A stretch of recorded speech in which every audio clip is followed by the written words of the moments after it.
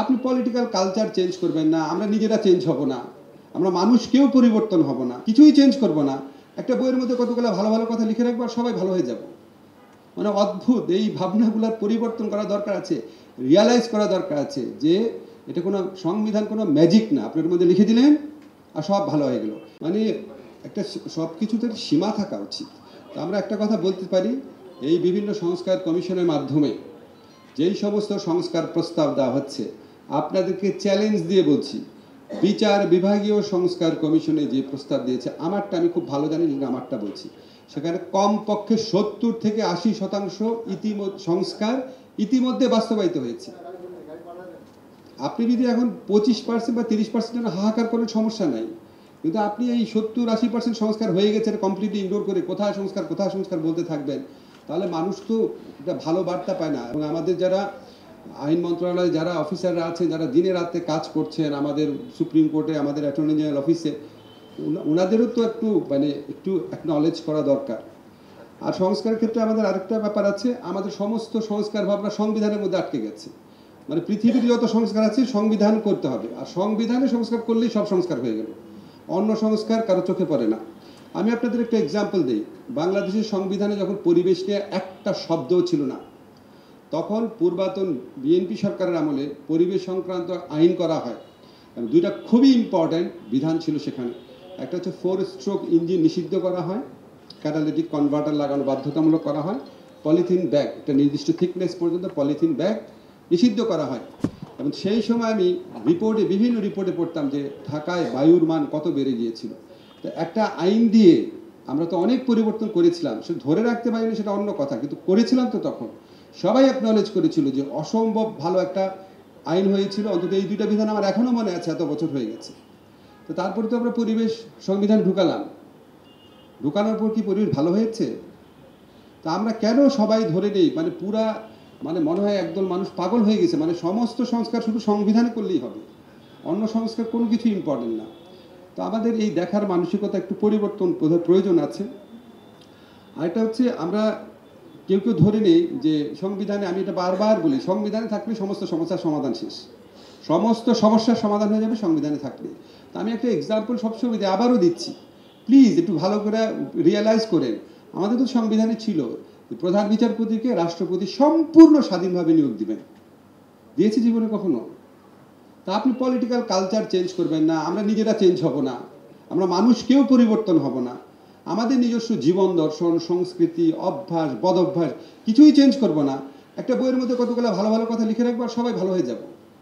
মানে অদ্ভুত এই ভাবনাগুলোর পরিবর্তন করা দরকার আছে, রিয়ালাইজ করা দরকার আছে যে এটা কোনো সংবিধান, কোনো ম্যাজিক না। আপনার মধ্যে লিখে দিলেন আর সব ভালো হয়ে গেল।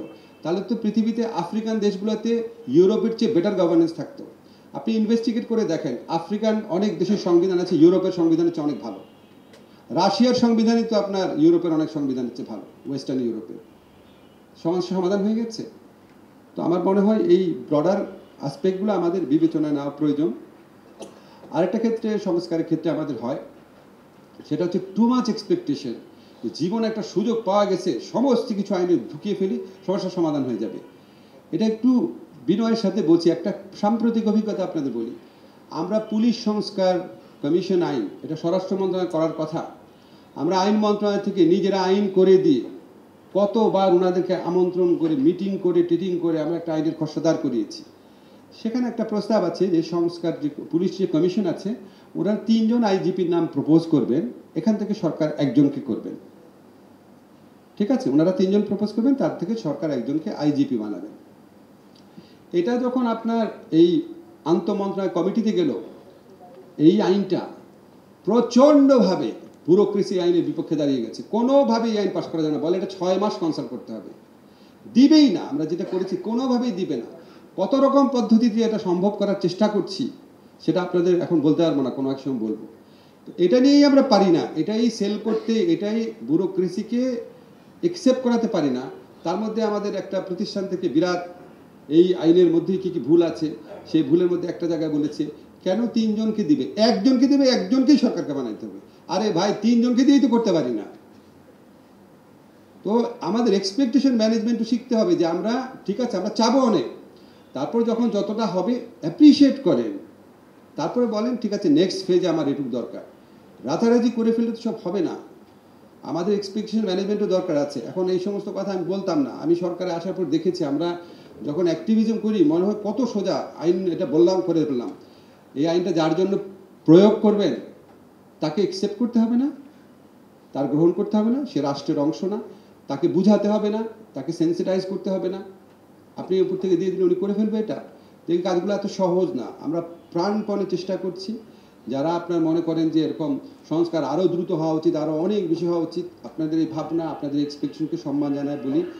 বাস্তবে করা মানে এত সহজ সাধ্য না। এবং আমি বিশ্বাস করি ক্রমান্বয়ে যদি আমরা সংস্কার করি এবং ক্রমান্বয়ে সংস্কারের পথে যাত্রাটা যদি আমাদের অব্যাহত থাকে তাহলে আমরা আরও একটা ভালো জায়গায় পৌঁছাতে পারবো। আর লাস্ট একটা কথা শুধু বলি, সেটা হচ্ছে আমরা অনেক আইন করি, ভালো আইন অনেক জায়গায় অ্যাপ্রিসিয়েটেড হই। আজকে সারাও অনেক অ্যাপ্রিসিয়েট করলো আইনের কথা, এর আগেও অনেক ব্যাপারে অ্যাপ্রিসিয়েট করেছে, ধন্যবাদ তাকে।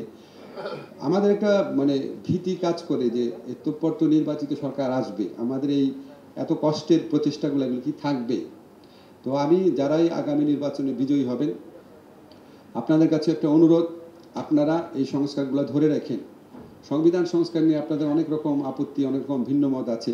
এইগুলি সংস্কারের কিন্তু যে আইনগত সংস্কার, এখানে কিন্তু আপনারা কেউ ভিন্ন মত দেন নাই, কেউ দেন নাই। এমনকি উচ্চ আদালতে যে স্বাধীন সচিবালয় সেটার পক্ষেও সমস্ত দল মতামত দিয়েছে।